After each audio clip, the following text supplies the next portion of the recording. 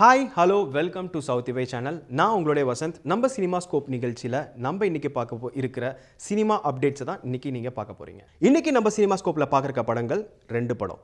ஒன்று ராஜாவுக்கு செக்கு, இன்னொன்று கைதி.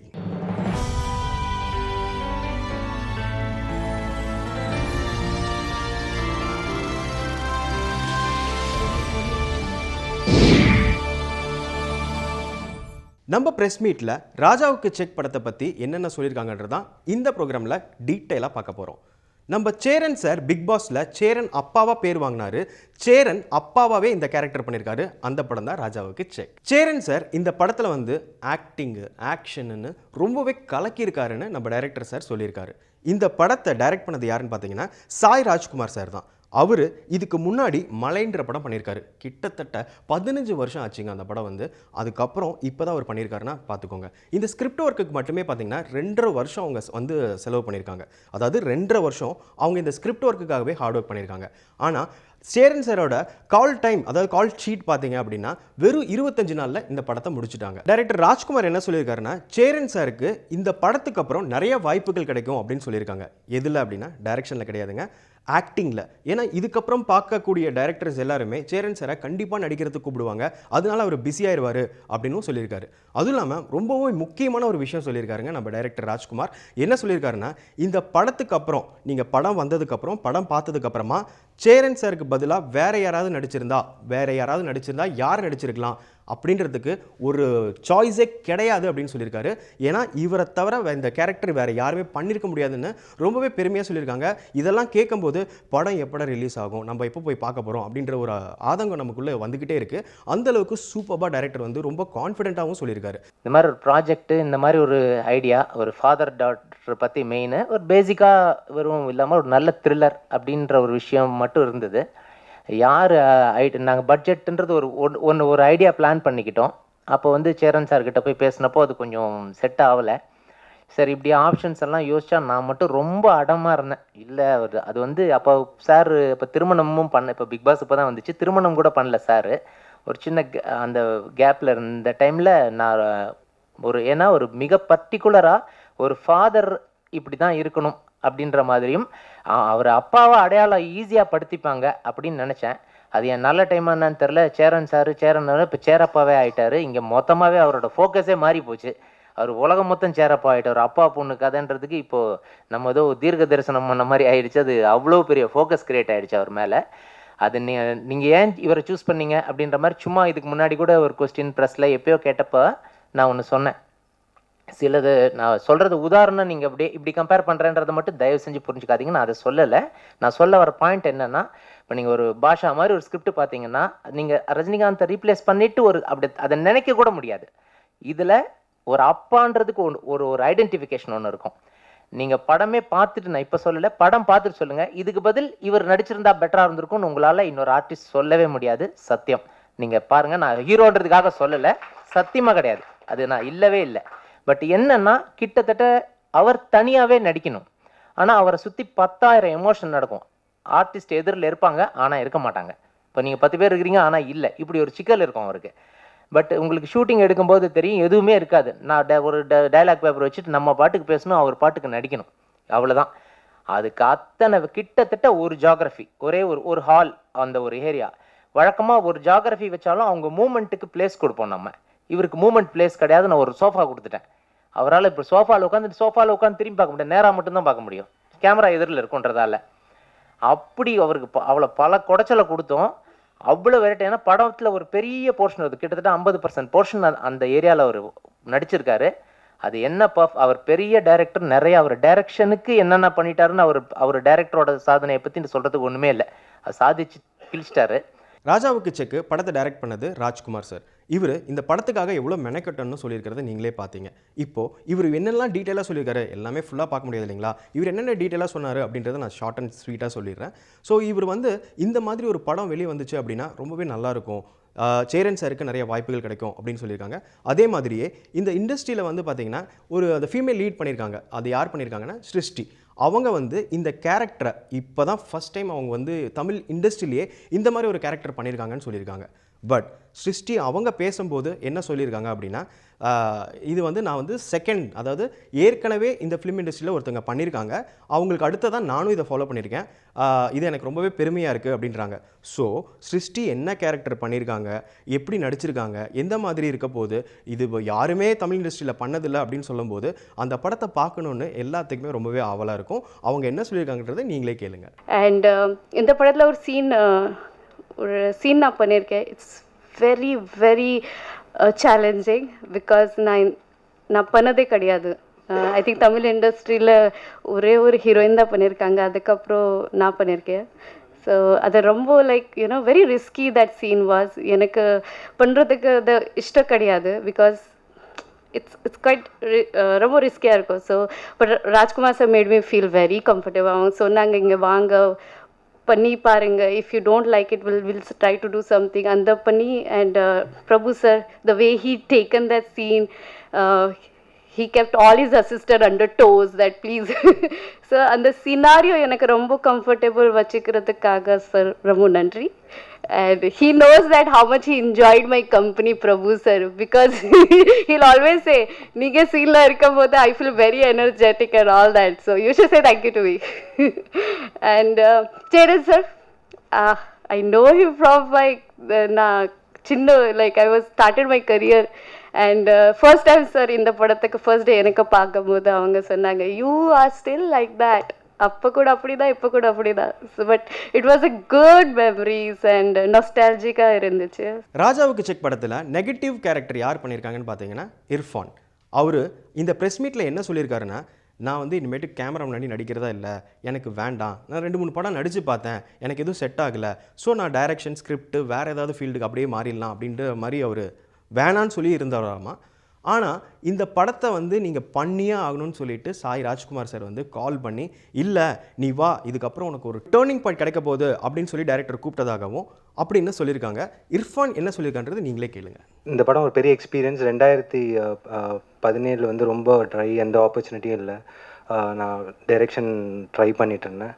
அப்போது 2018 ஜான்வரி வந்து ராஜ்குமார் சார் இந்த ஸ்கிரிப்ட் கால் பண்ணி பண்ணார். நான் பண்ணல சார், ஆக்டிங் பண்ணுறதில்ல, இப்போது ஆக்டிங் வேணாம் சார், ரொம்ப நிறைய படங்கள் பண்ணேன், சரியாக போகல, சரி வேணாம், இப்போது ஆக்டிங் வேணான்னு இருக்கேன் சார் அப்படின்னா. இல்லை நீ வா, வந்து இந்த ஸ்கிரிப்ட் படிச்சுப்பார் அப்படின்னாரு. நிஜமாகவே வந்து ரொம்ப இன்ட்ரெஸ்டிங்கான ஒரு ஸ்கிரிப்டு. ப்ளஸ் என்னோடய ரோல் வந்து ரொம்ப டெரிஃபிக்கான ரோல். ஒரு வில்லன், இது ஒரு என்னோட கண்ணோட்டத்துக்கே எட்டாத ஒரு கேரக்டர் எனக்கு கொடுத்தாரு. ஸோ அவருக்கு வந்து லைஃப்பில் நான் கண்டிப்பாக தேங்க்ஃபுல்லாக இருப்பேன்.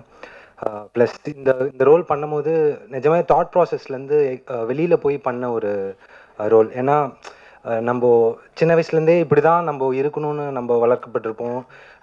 ஸோ ஒரு பொண்ணை தொடுறதுக்கே நம்ம ஸ்கூலில் வந்து பயந்துருப்போம், பேசவே பயந்துருப்போம். அதை நான் எக்ஸ்ட்ரீமாக இது வந்து ஒரு ஒரு ஒரு ஒரு ஒரு க்ரைம் சீனுக்குள்ளே ஒருத்தன் வந்து எப்படி யோசிப்பான், அவன் என்ன பண்ணுவான், அவன் எந்த எக்ஸ்ட்ரீம் போய் அந்த ரேப் இதெல்லாம் பண்ணுறதுக்கு ஐயோ ரொம்ப பயந்தேன் சார். பக்கத்தில் போனால் என்னால் வந்து ஏற்றுக்கவே முடியல.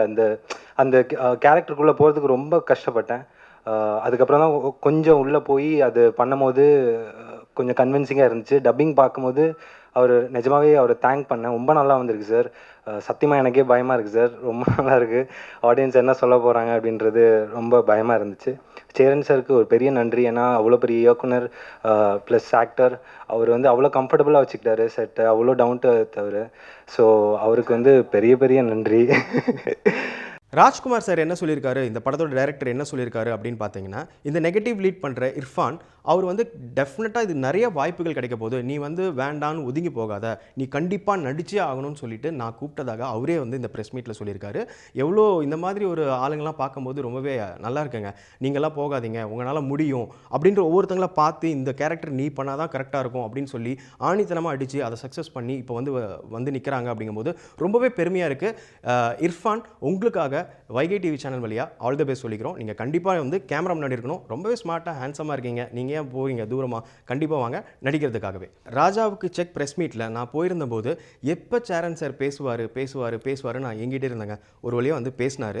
அவர் வந்து சேரன் சார் மேலே சேரன் சார் பிடிக்கும் அப்படின்ற மாதிரி இருந்தது. இப்போ நான் சேரன் சார்னு சொல்லாமா இல்லை சேர அப்பான்னு சொல்லாமான்னு தெரியல. ஏன்னா அந்த அளவுக்கு சூப்பரான பேர் வாங்கியிருக்காரு பிக் பாஸில். எல்லாத்துக்குமே வந்து ரொம்பவே பிடிச்சிருக்கு. எல்லாத்தோட மனசுலையும் என் மனசுலையும் அவருக்கு வந்து ரொம்பவே பிடிச்ச ஒரு இடம் இருக்குது அவருக்கு. ஸோ சேரன் அப்பா அவர் வந்து இந்த படத்தில் வந்து ரொம்பவே பிரில்லியண்ட்டாக நடிச்சிருக்காங்கன்னு சொல்லி ராஜ்குமார் சார் சொன்னார். ஆனால் சேரன் சார் என்ன சொன்னார்னா, ரொம்ப பவ்யமாக இல்லை எனக்கு கொடுத்த கதாபாத்திரத்தை நான் பண்ணியிருக்கேன், நல்லா பண்ணியிருக்கேன்னு நினைக்கிறேன், நல்லா வரும் அப்படின்ற மாதிரி ரொம்ப மைல்டாக யதார்த்தமாக அவர் சொன்னது வந்து ரொம்பவே நல்லா இருந்தது. வேறு எதுவும் சுவாரஸ்யமாகவோ அந்த படத்தை பற்றி லீக் பண்ணுற மாதிரியோ ஒரு சின்ன ஒன்லைனோ கதையோ எதுவுமே அவர் சொல்லவே கிடையாது. அதே மாதிரி இந்த படத்தோட ஹீரோயின் வந்து வர முடியல, அதாவது சேரன் சாரோட பொண்ணாக நடித்தவங்க வந்து வர முடியல அப்படின்னு சொல்லி சொன்னாங்க. ஏன்னா அவங்க ஃப்ளைட்டை மிஸ் பண்ணிட்டதாகவும் சொன்னாங்க. பட் இந்த படம் வந்து ஓவராலாக வந்து ரொம்பவே ப்ரில்லியண்ட்டாக வந்திருக்கு அப்படின்னு சேரன் சாரும் சொன்னார். நான் பார்த்தேன் கரெக்டாக பிக் பாஸ்லேருந்து வெளியே வந்ததுக்கப்புறம் நான் சேரன் அப்பான்னு வந்து ஒரு ஊருக்கு உலகத்துக்கேங்க நீங்கள் சேரன் அப்பாவாகிட்டீங்க. ஸோ இதுக்கப்புறம் வந்து கரெக்டாக அமைஞ்சிருக்கு இந்த படத்தில் நான் சேரன் வந்து ஒரு அப்பா கேரக்டர் பண்ணியிருக்கிறது அப்படின்றது வந்து எல்லாத்துக்குமே ஒரு சூப்பரான ஒரு விஷயம். உங்கள் டைம் எனக்கு தெரிஞ்சு ஒர்க் அவுட் ஆயிடுச்சுன்னு நினைக்கிறேன். ஏன்னா பாருங்களேன், பிக் பாஸ் போகிறதுக்கு முன்னாடி இந்த படம் பண்ணிட்டு போனீங்க, நீங்கள் வெளியே வரும்போது பார்த்தீங்கன்னா கரெக்டாக எல்லாமே முடிஞ்சு ப்ரொடக்ஷன் ஃபுல்லாக முடிஞ்சு போஸ்ட் ப்ரொடக்ஷன்லாம் ஃபுல்லாக முடிஞ்சு இப்போ படமும் ரிலீஸ் ஆக போகுது. அப்படிங்கும்போது நீங்கள் சேரன் அப்பாவை மனசில் பதிஞ்சிருக்கீங்க. அதே மாதிரியே சேரன் அப்பா கேரக்டர் பண்ணுறோம் அப்படின்றது வந்து ரொம்பவே மகிழ்ச்சியாகவும் இருக்குது. ஆனால் சேரன் சார் வந்து அதான் நான் சொன்ன மாதிரி அவர் பெருசாக எதுவுமே பகிர்ந்துக்கல. ஆனால் இதுதான் சொன்னார், ரொம்ப டீம் வந்து சூப்பராக அமைஞ்சிருக்கு, நல்லா பண்ணியிருக்கோம், நல்லா தான் இருந்தது அப்படின்னு தான் மட்டும்தான் சொல்லியிருக்காரு. வேறு எதுவுமே சொல்ல. அதுவும் மீறி உங்களுக்கு என்ன சொல்லியிருக்காரு அப்படின்னா நீங்களே பாருங்கள், கரெக்டாக புரியும். இது ஒரு முக்கியமான படமாகவும் இருக்கும். இதற்காக உழைத்ததுன்னு பார்த்தீங்கன்னா, நிஜமாக நான் என்னோட இத்தனை படங்களில் ரொம்ப குறைந்த நாட்கள் வேலை செஞ்சது இந்த படம் தான்.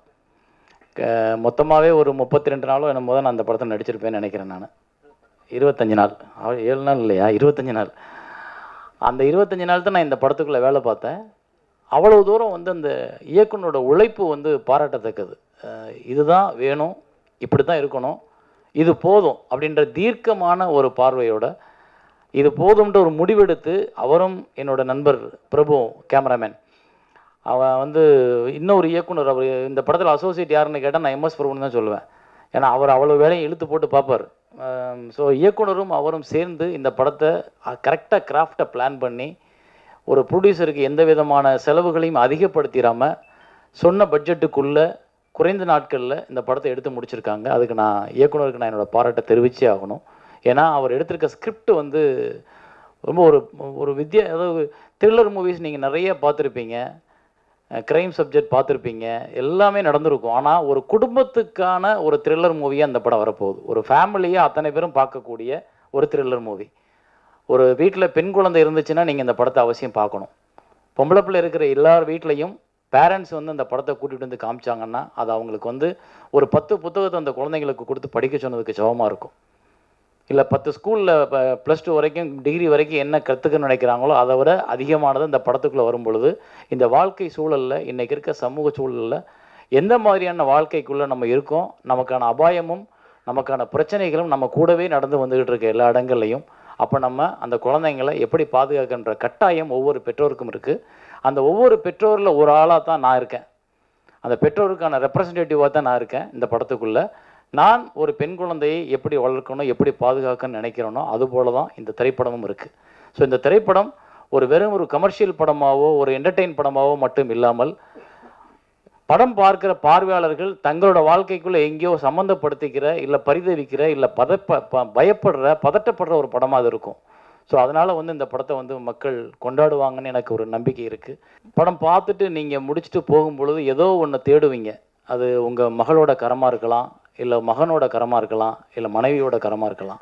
ஆனால் ஏதோ ஒன்று அப்படி கையை பிடிச்சிக்கிறதுக்கு தேடுவீங்க. உறவுகள் இல்லாத வாழ்க்கை இல்லை. தனியாக ஒரு மனிதன் எங்கேயும் நடந்து போய் வாழ்ந்து இந்த உலகத்தை சந்தோஷமாக வென்றிட முடியாது. வாழ்ந்துடலாம், சும்மா பரதேசி மாதிரி அலையலாம். ஆனால் உறவுகள் இல்லை அப்படின்னா நம்ம எந்த வாழ்க்கையிலையும் நிம்மதியோ சந்தோஷத்தையோ அடைஞ்சிட முடியாது. அந்த உறவுகளை நம்ம ஒவ்வொரு விதமாக மனைவியாக பார்க்குறோம், தாயாக பார்க்குறோம், தங்கையாக பார்க்குறோம், குழந்தைகளாக பார்க்குறோம். நீங்கள் என்னவா யாரை பார்க்கணும்னு நினைக்கிறீங்களோ அவங்களோட கையை பிடிச்ச மாதிரி இந்த படம் அவங்களுக்கு ஏதோ ஒரு வகையில் தான். வசந்த பாலன் பேசும்போது எனக்கு ரொம்ப இதாக இருந்தது. என்னென்னா அந்த தருணம் தான் நம்ம எப்போ அப்பாவாக உணர்றோம்ன்ற அந்த தருணம் வந்து ரொம்ப முக்கியமான தருணம். எனக்கு அது வந்து வாழ்க்கையில் பல இடங்களில் திரும்ப திரும்ப உணர்த்திருக்கு. நீ அப்பா, நீ அப்பா, நீ அப்பான்றத பல இடங்களில் உணர்த்திருக்கு. என்னோடய குழந்தைய முதல்ல நான் கையில் வாங்கும்போது என் கையில் 10 பைசா கிடையாது. நான் குழந்தைக்கு பிரசவ செலவுக்கே சைக்கிள் எடுத்துகிட்டு போய் என் ஃப்ரெண்டை பார்த்து ஒரு 2000 ரூபா வாங்கிட்டு வந்து தான் கட்டினேன். நான் 2000 ரூபா வாங்கிட்டு வந்து பண்ணுறதுக்குள்ளே குழந்தை பிறந்துருச்சு. 1/2 மணி நேரம். அந்த 1/2 மணி நேரத்தை நான் ஓடி போய் இந்த 2000 ரூபா வாங்கிட்டு வந்து கட்டி முடிச்சுட்டு என்ன ஆச்சுன்னு கேட்குறேன், குழந்தை பிறந்துருச்சு அப்படின்றாங்க. எனக்கு கண்ணெல்லாம் கண்ணீர் அப்படியே வடியுது. அப்படியே ஓடி போய் உள்ளே பார்த்தா என் மனைவி என் மகளும் பக்கத்தில் அப்படியே அவங்க வாட்டுக்கு சாதாரணமாக படுத்திருக்காங்க. இதை நீங்கள் தவமாய் தவமந்தில் ஒரு காட்சியில் பார்த்துருப்பீங்க. அது அப்படியே தான் வச்சோம். அதுக்குள்ளே அந்த அப்பாவை உணர்கிற தருணம் வந்து ரொம்ப அழகானது. அம்மா எப்படி ஒரு வகையில் வந்து நம்மளோட எல்லா பாசமான உணர்வுக்கான எல்லா இடத்துலையும் நம்மளோட கூட நிற்கிறாளோ, அதே மாதிரி அப்பா என்பவன் வந்து அதை தாண்டி பின்னாடி நின்று அழகு பார்க்குற, இல்லை முன்னால் நம்மளை விட்டுட்டு நம்மளை நடக்க விட்டு நம்மளோட சந்தோஷங்களுக்கு எல்லாத்துக்கும் காரணமாக இருக்கிற ஒரு ஆத்மா. அந்த ஆத்மாவோட வழி வந்து ஒவ்வொரு காலகட்டத்திலும் நமக்கு உணர்த்திக்கிட்டே இருக்கு. ஆனால் நம்ம யார்கிட்டையும் ஷேர் பண்ண மாட்டோம். அதை நம்ம மகள்கிட்ட கூட ஷேர் பண்ண மாட்டோம், நம்ம மனைவிட்ட கூட ஷேர் பண்ண மாட்டோம். நம்ம வழி நமக்குள்ளே இருக்கும். ஸோ அந்த அப்பான்ற தருணம் வந்து ரொம்ப அழகானது. அது எனக்கு ஆண்டவன் வந்து அடிக்கடி அதை ஞாபகப்படுத்திட்டு இருக்கான். சமீபத்தில் பிக் பாஸ்க்குள்ளே போனதுக்கப்போ கூட நீ ஒரு அப்பாவாக இங்கே வாழ வேண்டிய ஒரு வாய்ப்பை எனக்கு ஏற்படுத்திக்கோ. அதையும் நான் என்னோட உண்மையோட என்னோட நேர்மையோட என் மகளை நான் பார்ப்பது போல் நான் பார்த்துக்கிட்டேன். அதில் வந்து எந்த பாசாங்கு, எந்த போலி, அந்த கேமுக்காக விளையாண்டது அதெல்லாம் கிடையாது. அந்த பாசத்தை நான் பொய்யா காமிச்சேன்னா நான் அந்த உலகத்தில் வாழ்கிறதுக்கு அருகதை இல்லாதவன். ராஜாவுக்கு செக் படத்தில் மியூசிக் யார் பண்ணியிருக்காங்கன்னு பார்த்தீங்கன்னா வினோத் பண்ணியிருக்காரு. இவர் பேக்ரவுண்ட் ஸ்கோர் மட்டுமே ஏகப்பட்ட படத்துக்கு போட்டிருக்காரு அப்படின்னு சொல்லியிருக்காங்க. இவர் வந்து பார்த்தீங்கன்னா தெலுங்கோ இல்லை பெங்களூரோ சம்மந்தப்பட்டவர்னு நினைக்கிறேன். ராஜ்குமார் அதாவது டைரக்டர் சார் என்ன சொல்லியிருக்காரு அப்படின்னா, நான் மியூசிக் டைரக்டரை கண்ணில் பார்க்கவே இல்லை. எப்போ நான் பார்த்தேன் அப்படின்னா எல்லாம் முடிஞ்சு மிக்சிங் அப்போது மட்டும்தான். சரி இப்போவாது நேரில் வாங்க அப்படின்னு கூப்பிட்டோன்னா நான் போய் பார்த்துருக்கேன் அப்படின்றது. இதுலேருந்து என்ன தெரியுதுன்னா நம்பிக்கை. அவ்வளோ சூப்பராக மியூசிக் வந்திருக்கு. நானும் பாட்டெல்லாம் கேட்டேன். ரொம்பவே ப்ரில்லியண்ட்டாக இருக்குது. பேக்ரவுண்ட் ஸ்கோர் வந்து வேறு லெவலில் இருக்குது இந்த படத்துக்கு. அப்படி ஒரு மிரட்டியிருக்காங்க அப்படின்னு சொன்னார். நம்ம ராஜாவுக்கு செக் படத்தில் முக்கியமான விஷயம் என்னென்னு பார்த்தீங்கன்னா சேரன் சார் நடிச்சிருக்காரு. கரெக்டுங்க. எமோஷனில் பின்னிடுவார் தெரியும். ஆக்டிங்கில் வேறு லெவலில் பண்ணுவார். ஆட்டோகிராஃபு அது இது நம்மளே பார்த்தோம். அதுலேயும் வந்து பின்னிருப்பார். அதுக்கு அடுத்ததாக பார்த்தீங்கன்னா ப்ரில்லியண்ட்டான ஒரு விஷயம் என்ன பண்ணியிருக்காங்க அப்படின்னு கேட்டிங்கன்னா ஆக்ஷன். இதில் அவர் அப்பாவாக இருக்கிறவர் எப்படி ஃபைட் பண்ணுவார், எந்த மாதிரி கோவங்கள் வரும் அப்படின்னு சொல்லி நாங்கள் காமிச்சிருக்கோம் அப்படின்னாங்க. ஸோ அந்தளவுக்கு ஆக்ஷன் சீக்வன்ஸ் வந்து ரொம்பவே சூப்பராக அமைஞ்சிருக்கு அப்படின்னு சொல்லியிருந்தாங்க. இந்த படத்தோட ஸ்டண்ட் மாஸ்டர் கூட பார்த்தீங்கன்னா டே நைட்டாக ஹார்ட் ஒர்க் பண்ணி ரொம்பவே குயிக்கான டைமில் நல்ல ஆக்ஷன் கொடுத்துருக்கிறதாகவும் சொன்னாங்க. இந்த ப்ரெஸ் மீட்டில் முக்கியமான ஒரு கெஸ்ட்டெல்லாம் வந்திருந்தாங்க. யார் அப்படின்னு பார்த்தீங்கன்னா ஆக்சுவலாக வசந்தபாலன் சார் வந்திருந்தார். வசந்தபாலன் சாரும் சேரன் சாரும் வந்து ரொம்பவே க்ளோஸ் ஃப்ரெண்ட்ஸ்னு எல்லாத்துக்குமே தெரியும். ஸோ இதில் வந்து வசந்தபாலன் சார் வந்து கண்ணீர் விட்டு பேசின மாதிரி எனக்கு தெரிஞ்சுது. ஏன்னா அந்த அளவுக்கு வந்து அவர் வந்து இவ்வளோ நல்ல ஃப்ரெண்ட்ஸா அப்படின்றது. ஏன்னா சேரன் சார் பிக் பாஸ்குள்ளே போனது அவருக்கு விருப்பம் இல்லைன்ற மாதிரி சொல்லியிருந்தார். அதுக்கப்புறமா பார்த்தீங்கன்னா வசந்தபாலன் சார் நான் ஒவ்வொரு நாளும் பயந்து அந்த பிக் பாஸ் பார்ப்பேன். எங்கே இவருக்கு ஏதாவது ஆகிடுமோ, எங்கே இவரை கீழே இறக்கிடுவாங்களோ, இவருக்கு ஏதாவது ஆகிடுமோன்னு பயத்திலேயே நான் பார்த்தேன். நல்ல வேளை அவர் வெளியே வந்துட்டார், நல்ல பேரோட வந்திருக்காருன்னு சொன்னார். அதே மாதிரியே அவர் ஒரு ஸ்டோரி ஒன்று சொன்னாருங்க வசந்தபாலன் சார். நான் அப்பாவாக நான் எப்போ உணர்ந்தேன் அப்படின்ற ஸ்டோரி சொல்லியிருப்பார். ரொம்பவே டச்சிங்காக இருக்கும். எல்லாத்துக்குமே பிடிச்ச மாதிரி இருக்கும். நீங்களே கேளுங்க அவர் எப்படி சொல்லியிருக்காருன்னு. ஒரு மனுஷன் அப்பாவா தன்னை எப்போ உணர ஆரம்பிக்கிறான் அப்படின்னு எனக்கு ஒரு கேள்வி இருந்தது. ஒரு குழந்தை பிறந்த உடனேவா, இல்லை குழந்தை கன்ஃபார்ம் பண்ண உடனேவா, இல்லை குழந்தை கையில் வந்த உடனேவா அப்படின்னு சொல்லிட்டு. ஸோ நம்மளுக்கு அப்படி ஒரு நிகழ்வு எப்போ ஒரு அப்பாவா உணர தருணம் கிடைக்குது அப்படின்னு சொல்லி ஒரு கவிஞனா ஒரு கலைஞனா நான் வந்து அந்த தருணத்தை கூர்மையாக பார்த்துக்கிட்டே இருந்தேன். எனக்கு ஒய்ஃப் கன்சீவாக இருந்தாங்க. டாக்டர்கிட்ட போனப்போ கன்ஃபார்ம் ஆகிருக்கு அப்படின்னு டாக்டர் சொன்னாங்க. சினிமாவில் சொல்கிற மாதிரி சூப்பர் அப்பாவாயிட்டீங்க அப்படிலாம் கன்ஃபார்ம் ஆகிருக்கு அப்படின்னு. அப்படியே அமைதியாக இருந்தேன். வெளியே வந்து என் ஒய்ஃப் கேட்டால் சந்தோஷமா இல்லையா அப்படின்ட்டு. இல்லை ரெஸ்பான்சிபிலிட்டி அதிகமான மாதிரி ஃபீலாக இருக்குது, பதட்டமாக இருக்குது அப்படின்னு சொன்னேன். ஓன்னு ஒரு ரோட்டில் நின்று அழ ஆரம்பிச்சிட்டான். வெயில் ரிலீஸ் ஆன பிறகு. அது பிறகு எனக்கு குழந்தை பிறந்துச்சு. ஸோ நான் சென்னையிலேருந்து ஒரு பஸ்ஸில் ட்ராவல் பண்ணி சாத்தூரில் என் குழந்தைய பார்க்குறதுக்காக போனேன். எங்கள் அம்மா என் குழந்தைய தூக்கி உன் பையனை பாடுறான்னு கையில் கொடுத்தாங்க. அப்போ என் மனசுக்குள்ளே சொல்லிகிட்டே இருந்துச்சு, நீ அப்பாவாயிட்ட. நீ ஃபீல் பண்ணுறியா. நிஜமாவே நான் ஃபீல் பண்ணல. நான் அப்பாவாயிட்டேன்னு ஏன் ஃபீல் பண்ணல அப்படின்னு கிட்டத்தட்ட என் பையனுக்கு வந்து ட்ரெஸ் வாங்குறப்ப, பொம்மை வாங்குறப்பெல்லாம் ஃபீல் பண்ணேன். ஏன் நான் அப்பாவாயிட்டேன்னு எனக்கு ஃபீல் ஆகலை. அப்பாவாயிட்டேங்கிறது என்ன மாதிரியான உணர்வு, ஏன் நானாக தான் இருக்கிறேன், டைரக்டராக தான் பார்க்குறேன். என் குழந்தை கருப்பாக இருக்கா, ஆம்பளை பிள்ளையா பொம்பளை பிள்ளையான்னு பார்க்குறேன். நான் அப்பா ஆயிட்டேன்னு ஏன் உணரவே இல்லை. ஐ திங்க் எனக்கு அங்காடி தெரு ஷூட்டிங் ஆரம்பிச்சிருச்சு. சென்னைக்கு என் பையன் என் ஒய்ஃபும் வந்துட்டாங்க. கிட்டத்தட்ட என் பையனுக்கு வந்து ஒரு 104 டிகிரி காய்ச்சல். என் ஒய்ஃப் சொல்கிறா சில்ட்ரன்ஸ் ஹாஸ்பிட்டலில் இருக்கேன், கிளம்பி வாங்கன்னு சொல்லி. அந்த டாக்டர் கிட்டத்தட்ட ஒரு 100 குழந்தைங்க இருக்கிறாங்க. என் குழந்தை ரொம்ப நேரம் வச்சிருக்க முடியாமல் என் குழந்தைய என் கையில் கொடுத்துட்டு என் ஒய்ஃப் பக்கத்தில் இருந்தா. கிட்டத்தட்ட 104 டிகிரி காய்ச்சலோடு என் குழந்தைய நான் கையில் வச்சுட்டே இருக்கேன். கிட்டத்தட்ட 3 ஹவர்ஸ் கையில் வச்சிட்ருக்கேன். அப்போ தோணுச்சு நான் அப்பாவாயிட்டேன் அப்படின்ட்டு. என் கண்ணில் இருந்து அவ்வளோ சந்தோஷமாக அழுகையும் அப்படியே பீறிட்டு வந்துச்சு. That responsibility is a father responsibility. நான் வந்து இதை ஏன் சொல்கிறேன்னா, சேரன் சார் காதலனாக நடிக்கிறப்ப கூட தன்னை அப்பாவாக காட்டுகிற தருணத்தில் வாழ்ந்த ஒரு நடிகன், ஒரு மனுஷன் அப்படின்னு நான் சொல்லுவேன். இந்த ராஜாவுக்கு யாருமே செக் வைக்க முடியாது. தன் இதயத்தையும் ஆன்மாவையும் திறந்து இந்த உலகத்தின் முன்னால் ஒரு துணிச்சலாக நிற்கிற தைரியம் எனக்கு கூட இல்லை. இல்லை நீதிமான் யாராவது இருந்தால் வந்து நிற்க சொல்லுங்கள், அவர்களுக்கு கூட இல்லை என்று நினைக்கிறேன். தன் வாழ்க்கையில் மிக கஷ்டமான சூழ்நிலையில் ஒரு அப்பாவாக தன்னுடைய பெண்ணுக்கு ஒரு பிரச்சனை இருக்கிறப்ப அப்படியே இருதயத்தை திறந்து இந்த மீடியா முன்னாடி நின்று அழுது தன் அப்பாவாக நிலைநாட்டி கொண்ட மிக உயர்ந்த மனிதன். சினிமாவில் தான் உயர்ந்த மனிதன் காமிப்பாங்க, நிஜ வாழ்க்கையிலேயே உயர்ந்த மனிதன். பிக் பாஸ் நான் வந்து ஃபஸ்ட் எபிசோடு சும்மா கமல் சார் வர்றப்ப மட்டும் தான் பார்த்தேன். செகண்ட் பார்க்கல. தேர்ட் வந்து சேரன் சார் உள்ளே போயிட்டார் அப்படின்னு என் ஒய்ஃப் சொன்னாங்க. பதட்டமாக இருந்துச்சு. ஏன்னா பாரதி கண்ணம்மாவும் பொற்காலும் ஆட்டோகிராஃபும் எடுத்த கலைஞனை இவ்வளோ அலக்களிக்கிற ஒரு சமூகத்தை தான் நம்ம வாழ்ந்துக்கிட்டு இருக்கோம். யூரோப்பில் வந்து இந்த 3 படம் எடுத்ததுக்கே அவர் ஒரு தீவு கொடுத்துட்டு நிம்மதியாக இருங்க, you are pride of our கண்ட்ரின்னு சொல்லுவாங்க. ஆனால் வேறு வழியில் அவர் பிக் பாஸ் போய் நிற்கிறார். நான் ஒவ்வொரு பதட்டமாக வந்து அவர் அந்த ஷோவில் அவருக்கு எதுவும் நடந்துடக்கூடாதுன்னு அவ்வளோ பதட்டமாக பார்த்துக்கிட்டே இருந்தேன்.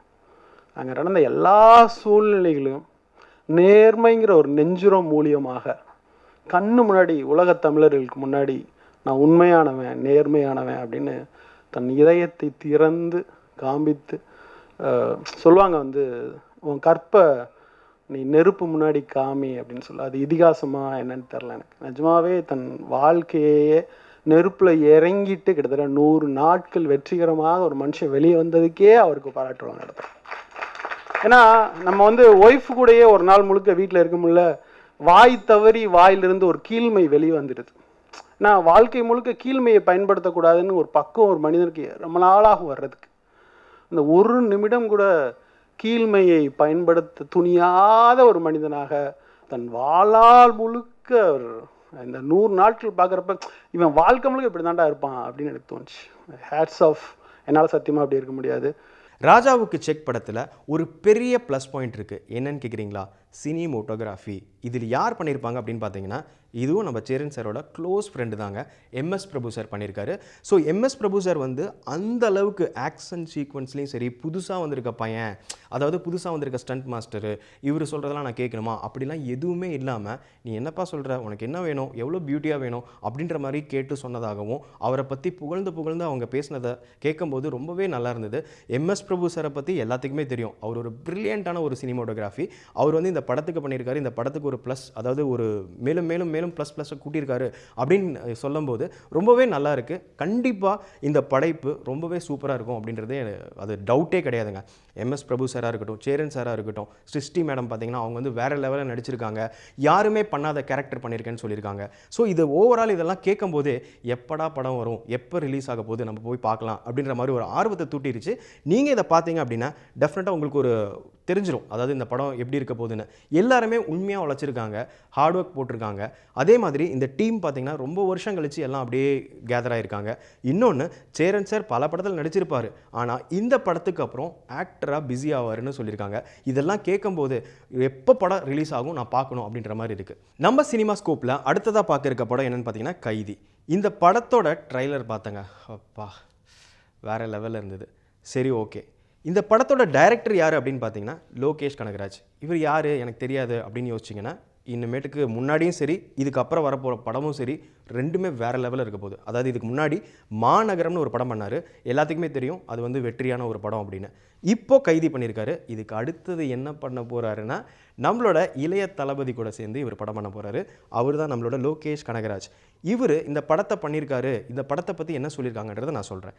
இந்த ப்ரெஸ் மீட்டில் என்ன நடந்துச்சு அப்படின்னா, லோகேஷ் கனகராஜ் அவர் என்ன சொல்லியிருக்காருன்னா, இது நாங்கள் ஒரு படமாக ஒரு கதையாக அமைச்சிட்டோங்க. அதுக்கப்புறம் வந்து ஒரு மாதிரியாக நாங்கள் போய் கதை சொன்னோம். அப்புறம் ப்ரொடியூசரும் வந்து ஒத்துக்கிட்டாங்க. ஓகே, இந்த படத்தோட ப்ரொடியூசர் யாருன்னு பார்த்தீங்கன்னா எஸ்ஆர் பிரபு சார். இவர்கிட்ட போய் கதை சொல்லி இந்த படத்தை வந்து ஓகே நல்லா இருக்குது அப்படின்னோன்னா பிரபு சார் வந்து என்ன பண்ணார் அப்படின்னா விவேக்ன்றவர் இன்னொரு ப்ரொடியூசர் போல். ஸோ அவர் வந்து ஃபோன் பண்ணி இந்த மாதிரி படம் ஒரு கதை நல்லா இருக்குது அப்படின்னு சொல்லியிருக்காங்க. உடனே அவர் வந்து நேரில் வந்து கேட்டிருக்காரு. கேட்டோன்னே விவேக் சார் என்ன பண்ணியிருக்காருன்னா நேராக ஃபோன் எடுத்து கார்த்திக் சாருக்கு ஃபோன் அடிச்சிருக்காரு. அதாவது ஆக்டர் கார்த்திக். அவர் வந்து இந்த படம் நீங்கள் பண்ணால் நல்லாயிருக்கும், கொஞ்சம் வாங்க கேட்டு பாருங்கள் கதை அப்படின்னோன்னா கேட்டாங்க. கதை கேட்டதுக்கப்புறம் கார்த்திக் சார் அப்படின்னு சொன்னாங்க. ஸோ கார்த்திக் சார் இந்த படத்துக்குள்ளே வந்ததுக்கப்புறமா இந்த படத்தோட ஸ்கேலே பார்த்திங்கன்னா ரொம்ப பெரிய லெவலில் ஆயிடுச்சு. எங்களுக்கு வேறு லெவலில் வந்து எல்லாமே மாறிடுச்சு. கார்த்திக் சாருக்கு ரொம்ப பெரிய தேங்க்ஸ் சொன்னார் மிஸ்டர் லோகேஷ். அதுவும் இல்லாமல் ப்ரொடியூசரும் பார்த்திங்கன்னா இந்த அளவுக்கு ஃப்ரீடம் கொடுத்துருக்கிறதுக்கான வாய்ப்பே இல்லை. என்னையும் நம்பி ஒரு காசும் போட்டு படமும் எடுக்க சொல்கிறாங்க, எனக்கு என்ன பண்ணுறனே தெரில, பயத்திலே அவர் எடுத்திருக்கேன் அப்படின்னு சொன்னார். ஒரு சின்ன ஒரு ரூபா கூட கணக்கு கேட்காம அந்த அளவுக்கு ப்ரொடியூஸ் பண்ணாங்க, அந்த அளவுக்கு என் மேலே நம்பிக்கை வச்சு பண்ணாங்க அப்படின்றது சொல்லும்போது ரொம்பவே பெருமையாக இருக்குது. இன்னும் நிறைய விஷயம் சொல்லியிருக்காரு லோகேஷ். பார்த்திங்கன்னா நிறைய விஷயத்தை நம்ம கிட்ட ஷேர் பண்ணியிருக்காரு. அதே மாதிரி அவங்க டீம் பார்க்குறதுக்கு சின்ன பையன் மாதிரி தாங்க இருக்காங்க. ஆனால் அடுத்தது தளபதிக்காக ஒரு படமும் பண்ணுறாரு. அதாவது தளபதி 64 அப்படின்ற படத்தையும் இவர் தான் வந்து டைரக்ட் பண்ணவும் போகிறாரு. ஸோ இந்த அளவுக்கு ஒரு சூப்பர்பான ஒரு டீம் அவருக்கு அமைஞ்சிருக்கு அப்படின்னா அற்புதமான ஒரு விஷயந்தான். ஏன்னா இந்த ப்ரெஸ் மீட்லேயே பார்த்தீங்கன்னா லோகேஷ் அவர் என்ன பண்ணாருன்னா அவர் கேட்டுக்கிட்ட ஒரே ஒரு ரெக்வஸ்ட் தான், என்னோட டீம் மேலே வரணும், என்னோட அசிஸ்டன்ட் டைரக்டர்ஸ் என்னோட கூட இருந்தவங்க எல்லாரும் ஸ்டேஜுக்கு வரணும்னு சொல்லி அவர் சொன்னதெல்லாம் வந்து ரொம்பவே டச்சிங்காக இருந்தது. அது பார்க்குறதுக்கும் ரொம்பவே சூப்பராக இருந்தது. எல்லா அசிஸ்டன்ட் டைரக்டரும் சொல்கிறேன், கண்டிப்பாக பெரிய ஆளாக வருவீங்க. ஏன்னா இந்த மாதிரி ஒரு படைப்பு கொடுத்துருக்கீங்க அப்படின்றது ட்ரைலரை பார்த்தே நான் இவ்வளோ பேசுகிறேன்னா நீங்களே பார்த்துக்கோங்க, படமும் கண்டிப்பாக நல்லாயிருக்கும். ஸோ இதுக்கப்புறம் வந்து யார் வந்திருந்தாங்க இந்த படத்துக்கு அப்படின்னு பார்த்தீங்கன்னா ப்ரெஸ் மீட்டில் கார்த்திக் சார் ரொம்ப நேரம் பேசினாருங்க, ரொம்பவே நல்லா இருந்தது. அவரும் வந்து இந்த மாதிரி எனக்கு வாய்ப்பு கிடைச்சது எப்படி விவேக் சார் ஃபோன் பண்ணி கூப்பிட்டாரு, உடனே நான் வந்து பார்த்தேன், கேட்டேன், பிடிச்சிருந்தது அப்படின்னு சொன்னாங்க. இந்த படத்தில் ப்ரெஸ் மீட்டில் கார்த்திக் சார் ரொம்ப முக்கியமான ஒரு விஷயம் சொல்லியிருக்காரு. என்ன அப்படின்னு பார்த்தீங்கன்னா ஒரே நைட்டில் நடிக்க போகிற படம்.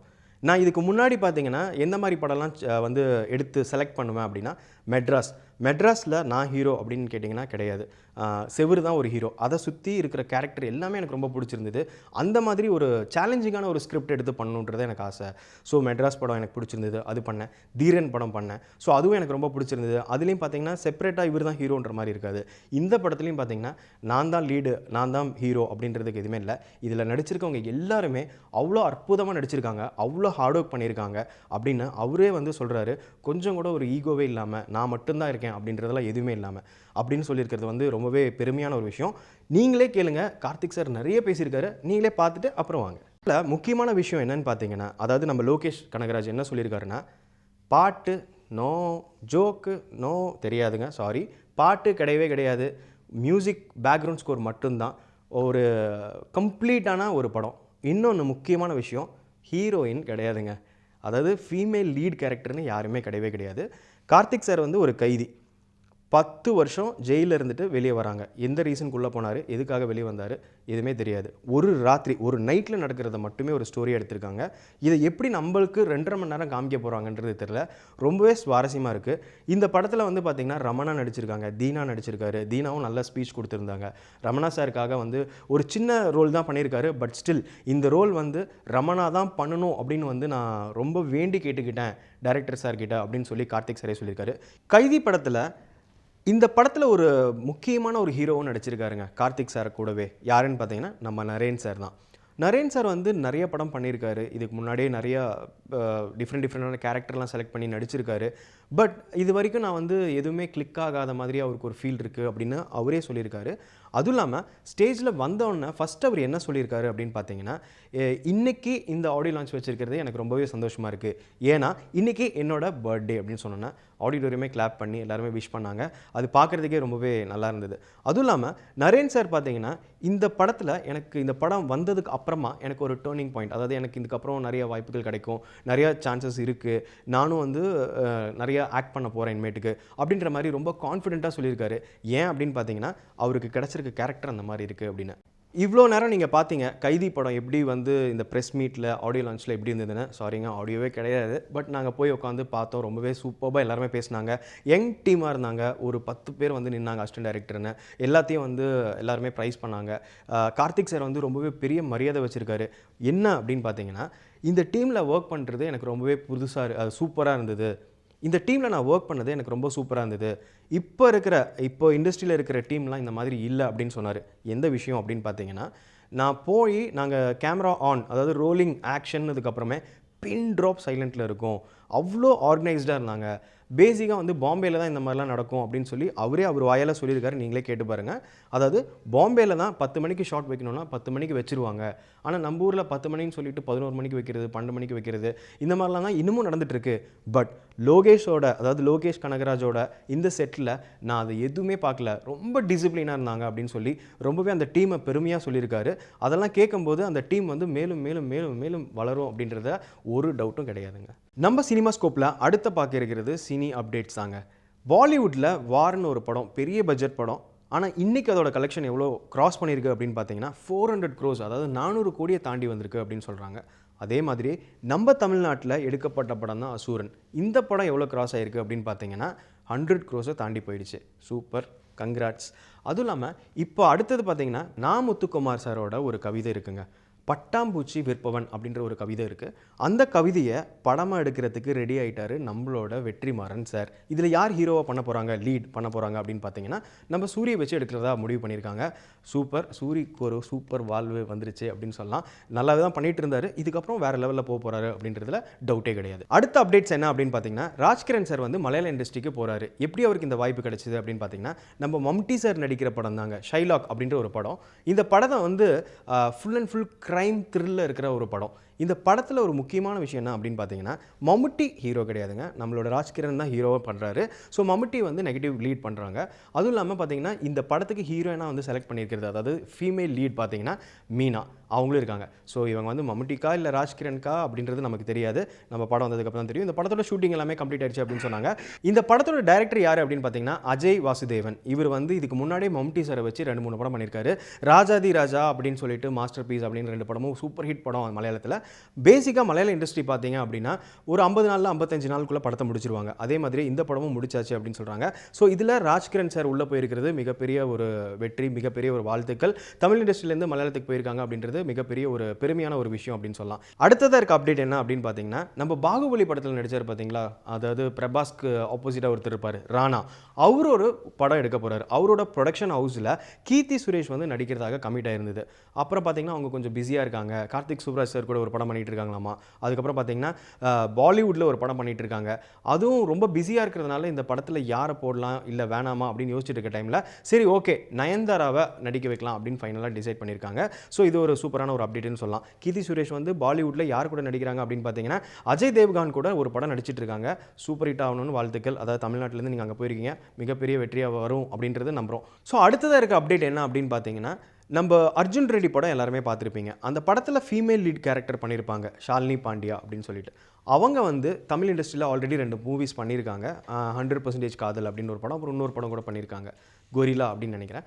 ஸோ இந்த 2 படமும் பண்ணியிருக்காங்க. இதுக்கப்புறமும் பார்த்தீங்கன்னா தெலுங்கில் கூட ஒரு படம் பண்ணியிருக்காங்க. ஸோ இதுக்கப்புறம் அவங்களோட வளர்ச்சி எங்கே போயிருக்கு அப்படின்னு பார்த்தீங்கன்னா பாலிவுட் தாங்க. அவங்களும் வந்து பாலிவுட்டில் ரன்வீர் சிங்கோட நடிக்க போகிறாங்க அப்படின்றது வந்து மிகப்பெரிய ஒரு சூப்பரான ஒரு நியூஸ் அப்படின்னு சொல்லலாம். இந்த ஒரு அப்டேட் அப்படின்னு சொல்லலாம். ஏன்னா இவங்க வந்து தமிழ் இண்டஸ்ட்ரியில் வந்து கலக்கிட்டு போயிட்டாங்க. அடுத்து தெலுங்குலையும் பண்ணாங்க. அர்ஜுன் ரெட்டி வந்து அப்படியே ஹிந்தியில் ரீமேக் பண்ணாங்க. ஆனால் ரீமேக் பண்ணியிருந்தாலும் அர்ஜுன் ரெட்டியோட ஒரிஜினல் வெர்ஷன் பார்த்துருப்பாங்க இல்லைங்களா, அதனால இவங்க வந்து செலக்ட் ஆகிட்டாங்கன்னு நினைக்கிறேன். ஸோ இவங்களும் ஷாலினி பாண்டியாவும் பார்த்தீங்கன்னா ரன்வீர் சிங்கும் வந்து 2 பேரும் சேர்ந்து ஒரு படம் நடிக்க போகிறாங்க. ஸோ இவங்க பாலிவுட்டில் வந்து பயங்கர பிஸியாக இருக்குன்றதான் அப்டேட்டு. இவங்களை எப்படியாவது நம்ம தமிழ்நாட்டுக்கும் கொண்டு வந்துடலாம். கொஞ்சம் வெயிட் பண்ணுங்கள். அடுத்த நம்ம சினி அப்டேட்ஸில் பார்க்க இருக்கிறது என்ன அப்படின்னு பார்த்தீங்கன்னா, A1 படம் உங்களுக்கு எல்லாத்துக்குமே தெரிஞ்சிருக்கும். யார் நடிச்சிருப்பாங்கன்னு தெரிஞ்சிருக்கும். சூப்பர் பிளாக் பஸ்டர் படம். யோசிச்சிட்டிங்களா? சந்தானம் சாரே தான். ஸோ சந்தானம் சார் அடுத்ததாக நடிக்க போகிற படம் என்னென்னு பார்த்தீங்கன்னா டிகிலோனா. இந்த படத்துக்கு மியூசிக்கில் யார் கமிட் பண்ணியிருக்காங்க அப்படின்னு பார்த்தீங்கன்னா யுவன் சங்கர் ராஜாவை கமிட் பண்ணியிருக்காங்க. இதில் எல்லாம் பெரிய விஷயம் என்னன்னு பார்த்தீங்கன்னா ட்ரிப்பிள் ஆக்ஷனால் நடிச்சிருக்காரு நம்ம சந்தானம் சார். அப்படிங்கும்போது ரொம்பவே பெருமையாக இருக்குது.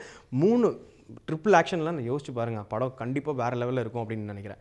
இதில் இந்த படத்தில் ஹர்பஜன் சிங் வந்து நடிக்கிறாரு அப்படின்னு சொல்லியிருக்காங்க. அதாவது இந்த படத்தில் அவர் ஒரு சின்ன ரோல் பண்ணலாம் அப்படின்னு சொல்லி அவரை செலக்ட் பண்ணியிருக்காங்க. ஆனால் அவர் என்ன பண்ணியிருக்காரு அப்படின்னு கேட்டிங்கன்னா, இந்த படத்தில் நான் நடிக்கிறதுக்கு தயார், ஆனால் இந்த படத்தில் இருக்கிற டயலாக்ஸ், தமிழ் டயலாக்ஸ் எல்லாமே நான் தான் பேசுவேன், என்னோட ஓன் வாய்ஸில் தான் பேசுவேன் அப்படின்னு சொல்லியிருக்காரு. ஹர்பஜன் சிங் சார், நீங்கள் தமிழ் மேலே இவ்வளோ பற்று வச்சுருக்கீங்க அப்படின்னு நினைக்கும் போது ரொம்பவே பெருமையாக இருக்குது. இந்த படம் ஆக மொத்தத்தில் பார்த்தீங்கன்னா சந்தானம் சார் நடிச்சிருக்காரு. டிகிலோனான்ற படம் பேரே ஒரு மாதிரி வேறு லெவலில் இருக்குது. யுவன் சங்கர் ராஜா மியூசிக் பண்ண போகிறாரு அப்படின்னு கேட்டோன்னா சூப்பராக இருக்குது. இது இன்றைக்கி இருக்கிற அப்டேட். நீங்கள் பார்த்தது வந்து கம்ப்ளீட்டான ஒரு அப்டேட். இந்த படத்துக்கு ஹர்பஜன் சிங் நடிக்கிறார் அப்படின்றது ஒரு மிகப்பெரிய அப்டேட் அப்படின்னே சொல்லலாம். ஸோ இந்த படமும் வெற்றியாக போகுது. நம்ம சினிமா ஸ்கோப் நிகழ்ச்சியை நீங்கள் பார்த்துருப்பீங்க, சந்தோஷப்பட்டிருப்பீங்க, நிறைய அப்டேட்ஸ் தெரிஞ்சிருப்பீங்க, ப்ரெஸ் மீட்லாம் நீங்கள் பார்த்துருப்பீங்க. இதே மாதிரியே அடுத்த வாரம் வேற ஒரு ப்ரெஸ் மீட் நிகழ்ச்சியிலையும், வேற ஒரு சக்ஸஸ் மீட்லேயும், வேற ஒரு சினி அப்டேட்ஸ்லையும் உங்களை வந்து மீட் பண்ணுறேன். அது வரைக்கும் tata bye bye from Vasanth.